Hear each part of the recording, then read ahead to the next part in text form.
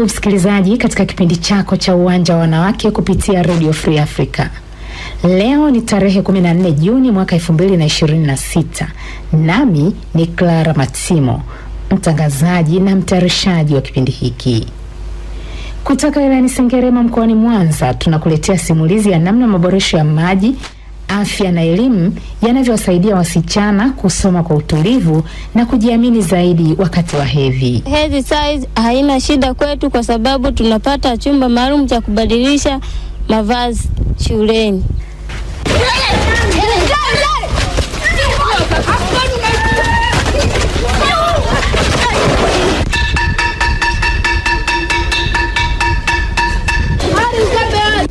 Lakini kabla ya yote, tusikilize simulizi ya mmoja wa wanafunzi walionufaika na maboresho hayo. Kwa majina naitwa Rehema Zoya Nyam, nasoma shule ya msingi Bugalama, naishi wilaya ya Sengerema, mkoa wa Mwanza. Unaweza ukatuambia kabla ya maboresho ya mazingira shuleni, hedhi ilikuwa inakuathiri vipi shuleni na maisha yako ya kila siku? Ilikuwa inaniathiri kwa sababu nilikuwa ninaweza kukaa kila mwezi nakaa kwa wiki nzima bila kuhudhuria shule kwa sababu ya kukosa mahitaji maalum ya hedhi salama. Na sasa baada ya maboresho haya, unaweza kueleza mabadiliko gani yamekutokea katika mahudhurio? Mabadiliko yaliyonitokea ni shuleni na hudhuria, na matokeo naweza kuyaona yanaenda vizuri katika masomo yangu kwa sababu nimepata mahitaji maalum ya hedhi salama. Mazingira hayo yameniwezesha kuwa na matokeo mazuri. Kwa mara ya kwanza nimeshika nafasi ya kwanza kwa sababu vyoo vipo vizuri vya kuweza kubadilishia vifaa vya hedhi salama. Unadhani shule zinaweza kufanya nini ili kuwasaidia wasichana wajisikie huru na salama wakati wa hedhi? Shule zinaweza kuwashauri wanafunzi wote wajisikie huru na kuwapatia mahitaji mazuri na mahitaji maalum katika hedhi salama. Unahisi kuna uwazi wa kutosha kuzungumza kuhusu hedhi shuleni au bado kuna aibu? Hapana aibu kwa sababu walimu wametuwezesha kuondoa aibu hiyo kwa kila mmoja. Kwa sasa kuna uwazi wa kutosha kwa kila mmoja, kila mwanafunzi. Tunapata mahitaji maalum kutoka kwa walimu, tunaweza kupata semina kutoka kwa walimu wa hedhi salama. Kama ungepewa nafasi ya kusema jambo moja kwa serikali au walimu kuhusu hedhi salama, ungeomba nini? Ningeliomba Rais wetu Samia Suluhu Hassan atuwezeshe wasichana wote tuweze kupata hedhi salama, na kwa shule ambao bado hawajapata aweze kuwapatia mahitaji ya hedhi salama. Nashukuru serikali ya Jamhuri ya Muungano wa Tanzania kwa kutuletea mahitaji maalum na miundombinu shuleni. Tumejipatia vyoo vyenye ustahimili mzuri na vyenye chumba maalum cha kujibadilishia mavazi. Pia hedhi size haina shida kwetu kwa sababu tunapata chumba maalum cha kubadilisha mavazi shuleni. Wakati huo changamoto za hedhi zilikuwa zikimfanya ashindwe kushiriki kikamilifu masomo yake. Hali kama hiyo haipo Sengerema pekee. Duniani kote wasichana wengi bado hukabiliwa na changamoto zinazohusiana na hedhi salama. Nimezungumza na mwakilishi kutoka shirika la Umoja wa Mataifa linalohudumia watoto UNICEF. Nimeanza kwa kumuuliza, tafiti zenu zinaonyesha kuwa asilimia ngapi ya wanafunzi wa kike hukosa vipindi vya masomo kutokana na changamoto za hedhi? Naitwa Reginhalda Mpete.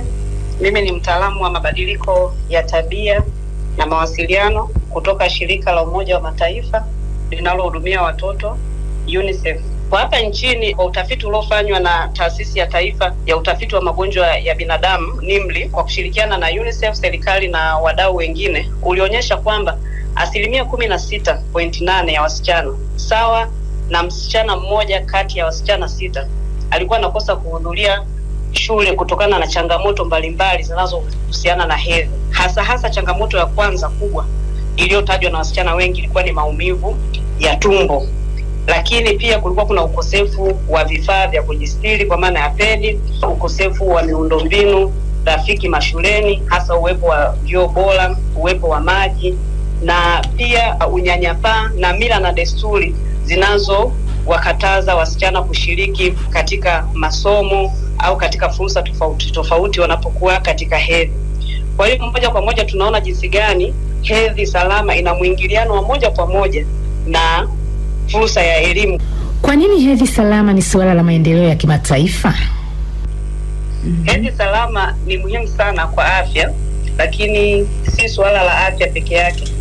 Ni suala linalohusu elimu, usawa wa jinsia, utu na fursa za kiuchumi na maendeleo kwa watoto wa kike na wanawake kwa ujumla. Ndio maana kwa upande wetu sisi kama UNICEF Tanzania na duniani kote, afua hii ya hedhi salama imekuwa ikipewa kipaumbele kikubwa sana, kwa kuwa tunaona moja kwa moja jinsi gani hedhi salama ina mwingiliano na elimu bora, lakini pia inawawezesha wasichana kushiriki katika fursa mbalimbali za kiuchumi na maendeleo kwa ujumla. Na ndio maana tumekuwa tukishirikiana na serikali kuhakikisha kwamba tunawezesha mazingira ya hedhi salama, hasa mashuleni, kuwa na miundombinu rafiki, lakini pia kuendelea kupata taarifa sahihi za hedhi kupitia vilabu vya afya mashuleni. Kwa upande wetu pia hedhi salama inaendana moja kwa moja na malengo ya maendeleo endelevu kwa maana ya SDG.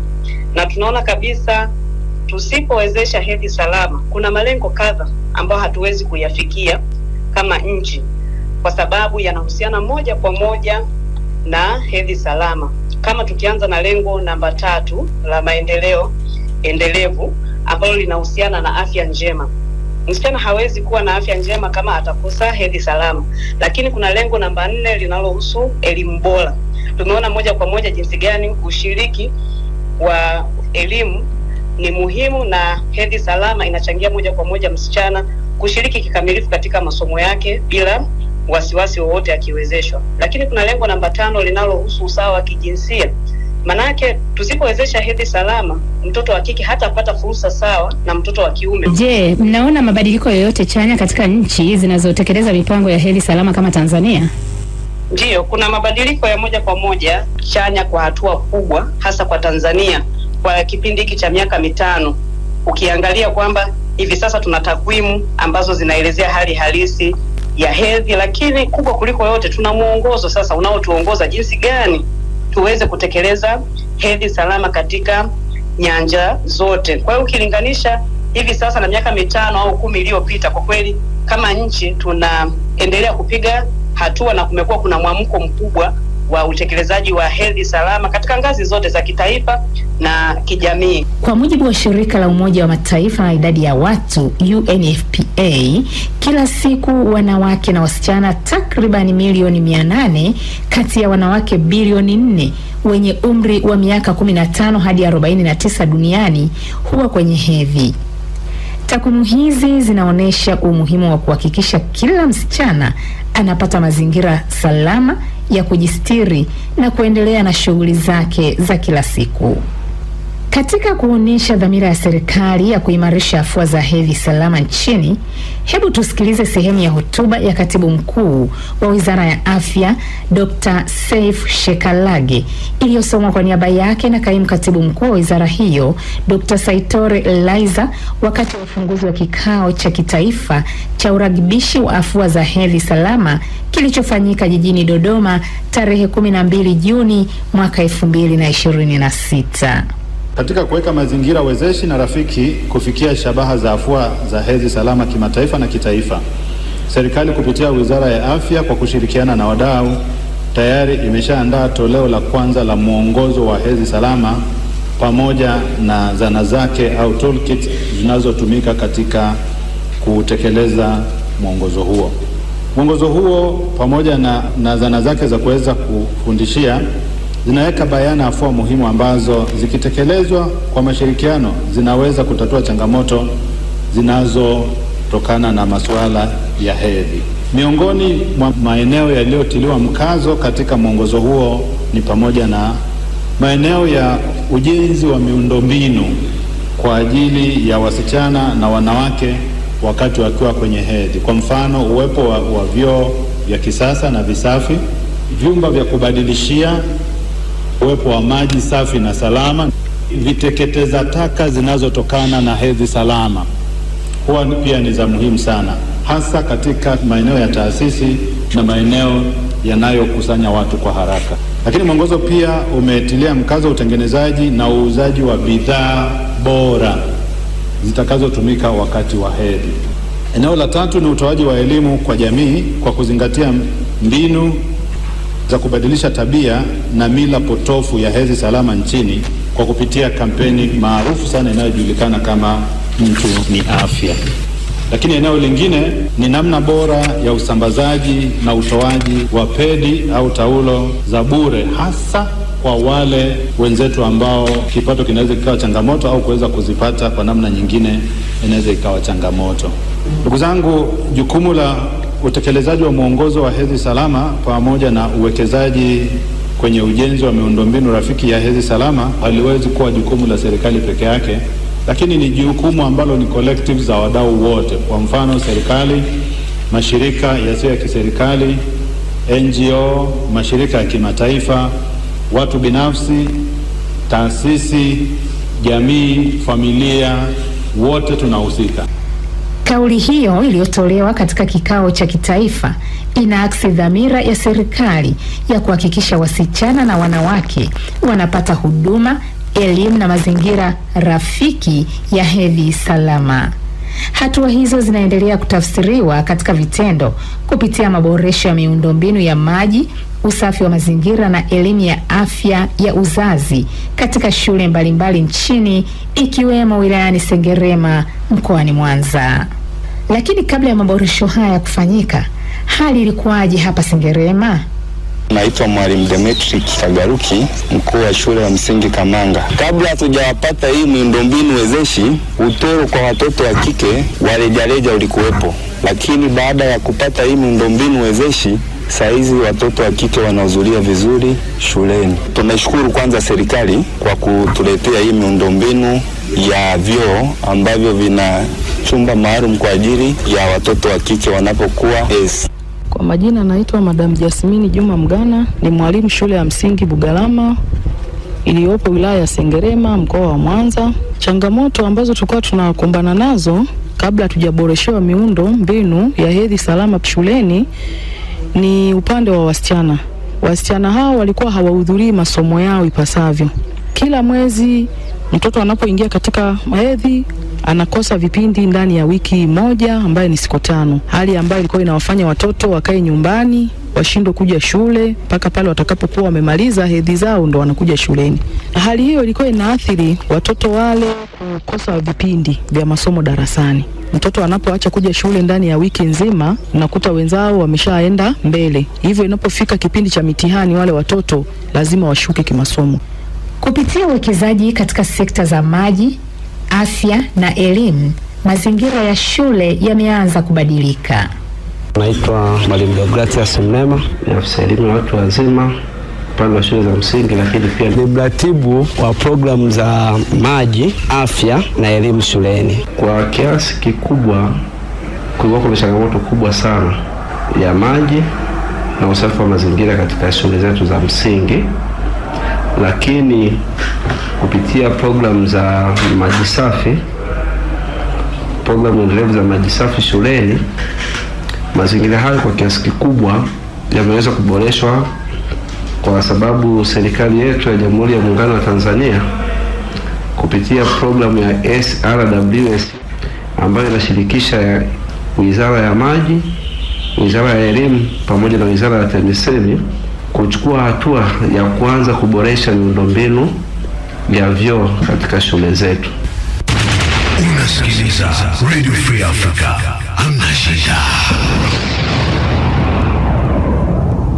Programu hizo zilianza tangu mwaka 2019 ambapo hadi sasa kufikia 2026 takriban shule 19 zimeshafaidika na mradi huo, ambapo shule hizo zimeweza kujengewa matundu 439 ya choo, na ambapo katika hizo shule zote pia wameweza kuunganishiwa huduma za maji. Kwa hiyo kwa kiasi kikubwa changamoto hiyo imepungua, kwa sababu kadri wenzetu wa RUWASA wanaofanya utekelezaji katika jamii, basi huwa wanafikisha huduma ya maji katika shule zetu za msingi ambazo zitakuwa ziko karibu na miradi mbalimbali inayotekelezwa. Katika halmashauri yetu kuna takriban jumla ya shule 123, lakini kati ya hizo shule 10 ni za binafsi.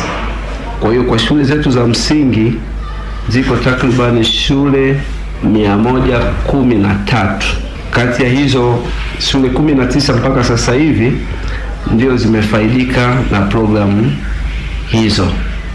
Lakini pia halmashauri kupitia mapato ya ndani nao wanaendelea kufanya maboresho kwa kujenga na kufanya ukarabati wa matundu ya vyoo katika shule zetu mbalimbali, ambapo kwa mwaka huu unaoisha wa fedha wa 25-26 kupitia mapato ya ndani halmashauri imetoa fedha takriban milioni 200 kwa ajili ya ujenzi wa matundu ya vyoo katika shule 20 ambazo ziko ndani ya halmashauri yetu ya wilaya ya Sengerema. Hedhi salama ina umuhimu gani katika kuhakikisha mtoto wa kike anaendelea na masomo yake bila vikwazo? Kwa majina naitwa Joy Simon Mbogo, ni mratibu wa masuala ya hedhi salama taifa kutoka Wizara ya Afya. Hedhi salama inamwezesha mtoto wa kike kuhudhuria masomo kwa kujiamini, kwa heshima na bila kukosa shule kutokana na zile changamoto labda za maumivu ambayo yanatokana na hedhi.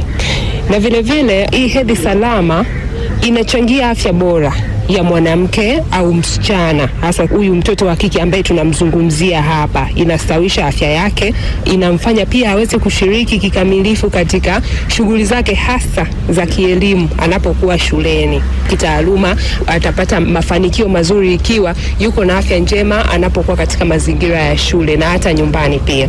Mwongozo wa Taifa wa Hedhi Salama unalenga kuboresha nini kwa vitendo mashuleni? Pia unawajumuishaje watu wenye ulemavu? Mwongozo wetu huu wa Taifa wa Hedhi Salama unalenga kuboresha upatikanaji wa taarifa sahihi za hedhi, huduma za maji, usafi wa vyoo rafiki kwa ajili ya wasichana mashuleni walioko katika umri huu wa balehe, pamoja na mazingira salama sasa jumuishi ya hedhi ambayo yanamwezesha yule mwanafunzi kusimamia hedhi yake kwa staha, kwa hutu na heshima. Vile vile mwongozo huu unazingatia mahitaji ya watu wenye ulemavu. Ulemavu huko wa aina mbalimbali. Kuna ulemavu wa ngozi, kuna wenzetu hawa wasiosikia. Hao wote tumewajumuisha humu ndani kutegemeana na mahitaji yao kimiundombinu, namna ya kuwapa elimu sahihi na hata vifaa ambavyo wanapaswa kutumia. Tumeenda mbali sana kwa hawa wenzetu ambao wana ulemavu wa ngozi. Wao pia tumewapendekezea bidhaa ambazo wanapaswa watumie ili kusudi kulinda afya zao kwa hali ile walionayo. Vile vile utoaji wa elimu sahihi kwao pia tumeuboresha kwa kuzingatia makundi haya maalum, hasa wasiosikia. Kuna walimu ambao tumekwisha wajengea uwezo ngazi ya taifa ili kusudi wao waweze kuwafikia wale ambao hawasikii wanaotumia lugha za alama. Kiujumla, utekelezaji wa huu mwongozo wa kitaifa ni hatua kubwa sana na muhimu ambayo huwa inahakikisha mtoto wa kike yoyote asiachwe nyuma kwa hizi huduma jumuishi ambazo mwongozo huu umejikita kwazo, kuhakikisha mwanafunzi anasoma shule na anapata fursa ya kujifunza na kufanikiwa katika safari yake ya elimu.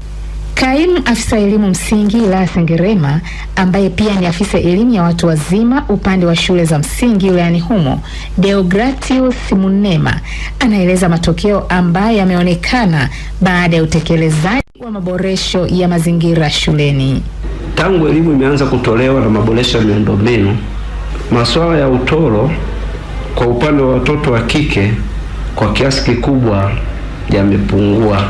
Yaani tunaweza kusema kwa namna nyingine kwamba mahudhurio shuleni kwa wanafunzi yameongezeka, ambapo kwa kabla kwa mwaka 24-25 utoro ulikuwa kwa takribani 12%, lakini tunavyoongelea sasa kwa mwaka huu 25-26 kutokana na elimu inavyozidi kutolewa na watoto wanapopokea yale mabadiliko, utoro umepungua na mahudhurio yameongezeka na kufikia 93%. Kwa hiyo ukiangalia kwa zile 12% na maana tulikuwa tuna mahudhurio ya 88%, yameongezeka hadi kufikia 93% kwa mwaka huu wa 25-26. Ni kiasi gani cha fedha kimetengwa kwa ajili ya maboresho ya miundombinu ya shule, yaani maji, vyoo na vyumba vya kujisitiri wakati wa hedhi? Na ni shule ngapi zimefikiwa na mradi wa maboresho ya miundombinu hiyo hadi sasa hapa nchini? Jina langu ninaitwa John Chekwaze, ni mratibu msaidizi kutoka ofisi ya Waziri Mkuu TAMISEMI anayeshughulikia masuala ya elimu ya afya na usafi wa mazingira shuleni, kwa maana ya school wash. Kwa mwaka wa fedha 2026/27 serikali imeweza kutenga jumla ya kiasi cha shilingi bilioni 6.63, ambapo kwa shule za msingi zimeweza kutengewa jumla ya shilingi bilioni 3.57 na shule za sekondari zimeweza kutengewa bilioni 3. Lengo la fedha hizi ni katika kuenda kuboresha miundombinu ya vyoo, maji na miundombinu yote ya hedhi salama shuleni, kwa maana ya changing rooms. Fedha hizi zimetengwa kutoka katika vyanzo mbalimbali ikiwemo ruzuku ya uendeshaji wa shule, mapato mengine ya shule, mapato ya ndani ya halmashauri kwa maana ya own source na michango mbalimbali ya wadau. Serikali imekuwa ikitekeleza miradi ya WASH kupitia programu mbalimbali. Kwa sasa tuna programu ambayo ndio leading katika utekelezaji wa afua za WASH shuleni inayojulikana kwa jina la Sustainable Rural Water Supply and Sanitation Program kwa maana SRWSSP. Programu hii imekuwa ikifadhiliwa na World Bank, maana Benki ya Dunia, ambapo programu hii ilianza tangu mwaka 2021 mpaka sasa tunakwenda kumaliza ni mwaka wa 25-26. Programu hii imeweza kuleta mabadiliko makubwa sana katika utekelezaji wa afua za elimu ya afya na usafi wa mazingira shuleni, hasa kwenda kuleta mapinduzi katika ujenzi wa vyumba vya kujistiri kwa watoto wa kike wanapokuwa katika hedhi salama shuleni. Tangu kuanzishwa kwa programu hii ya SRWSSP mwaka 2021 mpaka tunapohitimisha awamu ya kwanza utekelezaji wake, serikali imeweza kutuma fedha za ujenzi wa miundombinu ya vyoo, maji na vyumba vya kujistiri wasichana. Jumla shilingi bilioni 87 zilipokelewa ngazi ya shule, ambapo kupitia fedha hizo shule za msingi takriban 2302 zimeweza kunufaika na mradi huu. Lakini matundu ya vyoo yaliyojengwa katika shule hizo ni matundu ya vyoo 40,013. Lakini vyumba vya kujistiri wasichana kwa maana vyumba vya hedhi salama vinavyosaidia mabinti wetu wa kike wanapokuwa shuleni ni vyumba 2302. Ni matokeo gani ambayo yameonekana katika shule za Tanzania bara kutokana na uwekezaji wa miundombinu ya maji, vyoo na mazingira rafiki kwa wasichana? Pia serikali kupitia TAMISEMI ina mkakati gani katika kuboresha mazingira ya shule ili kuhakikisha wasichana hawakosi masomo wakati wa hedhi? Matokeo ambayo tumeyapata katika utekelezaji kwa ujumla ni kwanza, tumeweza kupunguza tatizo la utoro shuleni. Katika hizi shule ambazo zimenufaika 2302, tunaona kwamba mabinti wale ambao walikuwa hawawezi kutulia darasani kwa sababu ya changamoto za hedhi sasa wanaweza kutulia darasani. Mradi umeweza kutusaidia pia kupunguza yale magonjwa yaliyokuwa ya mlipuko shuleni kwa maana kipindupindu, kwa sababu moja kigezo kikubwa cha matokeo tuliyopata kwenye mradi hii ni kwanza sharti lilikuwa ni lazima mradi uwe na maji yapatikane shuleni. Tumeweza kuona pia mazingira haya ya uwekezaji tunayofanya katika afua hizi za WASH ngazi ya shule yanaleta pia impact kwenye jamii zetu. Tumeona pia kwamba jamii sasa imekuwa ikikop ule muundo na structure ya miradi ambayo inafanyika shuleni, Na mradi huu utakumbuka kwamba unafanyika katika maeneo ya pembezoni, kwa sababu research ilifanyika kwamba maeneo ya pembezoni kulikuwa kuna changamoto kubwa sana. Kwa hiyo umeona sasa hivi maeneo ya pembezoni sasa hivi yamekuwa na hali ya mabadiliko katika kuhakikisha kwamba wazazi wanaiga ule mfano wa miradi iliyoko shuleni. Aidha pia mikakati ambayo serikali tumejiwekea ni kwamba maelekezo yalishakwisha kutolewa kwa halmashauri zote za wilaya na za miji na manispaa na majiji kuhakikisha kwamba wanaweka vipaumbele katika bajeti za miundombinu ya vyoo vilivyo bora na huduma za maji shuleni. Pia serikali imeweza kuweka mikakati kuhakikisha kwamba shule zote za msingi ni lazima zihakikishe zinaunganishwa na huduma ya maji shuleni. Hii inasaidia kuweka hali ya usafi wa mazingira katika ngazi za shule. Sasa hivi maelekezo ni kwamba halmashauri zinapaswa kusimamia miradi yote ya ujenzi wa vyoo na kuhakikisha vinakuwa sustainable, kwa kuhakikisha kwamba huduma za maji hazikatiki ngazi ya shule. Kwa hiyo ni wajibu wa wakurugenzi wa halmashauri za wilaya kuhakikisha kwamba huduma za maji hazikatiki shuleni, kuhakikisha shule zinawezeshwa kuweza kuwa na ustahimilivu wa huduma za maji. Lakini pia mafunzo yameendelea kutolewa kwa walimu wa hedhi salama shuleni. Tumeweza kama serikali sasa kuanzisha na kuimarisha klabu za wash shuleni. Mwanzoni zilikuwa kama hazifuatiliwi. Sasa hivi mkazo ni kuhakikisha klabu za wash, klabu za mazingira zinakuwa active katika kuhakikisha zinasimamia masuala ya sanitation and hygiene ngazi za shule. Lakini pia ni kuongeza bajeti kwenye masuala ya ujenzi wa miundombinu ya vyoo. Na sasa matokeo yanaanza kuonekana baada ya serikali kutusaidia kututengenezea miundombinu ya hedhi salama. Kiukweli sasa hivi watoto, hali ya utoro imeisha kabisa mashuleni. Watoto wanahudhuria masomo kama kawaida, kwa mwezi mtoto anahudhuria siku zote, hali ambayo inapelekea hata kupanda kitaaluma. Baada ya maboresho, umeona mabadiliko gani darasani au kwenye mahudhurio ya wanafunzi wa kike? Kupanda kitaaluma. Baadhi ya wanafunzi walikuwa wanashika namba 30 darasani, wengine walikuwa wanashika namba 10 na kitu. Lakini sasa hivi pale shuleni kwangu mimi nashukuru, kuna mwanafunzi mmoja anaitwa Rehema Zoya. Ni mwanafunzi ambaye tulikuwa tunamtegemea sana, na alikuwa anatoka katika mazingira ambayo akiingia katika siku zake inabidi akae nyumbani. Lakini baada ya miundombinu kutengenezwa na kuboreshwa na kuwa mizuri, mtoto huyo tulipofunga shule juzi mwezi wa 6 amekuwa wa kwanza darasani, hali ambayo imetufanya hata sisi walimu kufurahia matokeo yake. Sababu ambayo imeweza kusababisha mwanafunzi huyo kupata ufaulu mzuri darasani ni kuhudhuria masomo yake, kwa sababu anapohudhuria shuleni, anapokuwa katika siku zake, anajiamini, ana raha, ana amani pale shuleni, anasoma na wenzie kwa ushirikiano mzuri. Ni jambo ambalo limeweza kupelekea ufaulu wake kupanda. Radio yako, radio yako, radio yako, radio yako,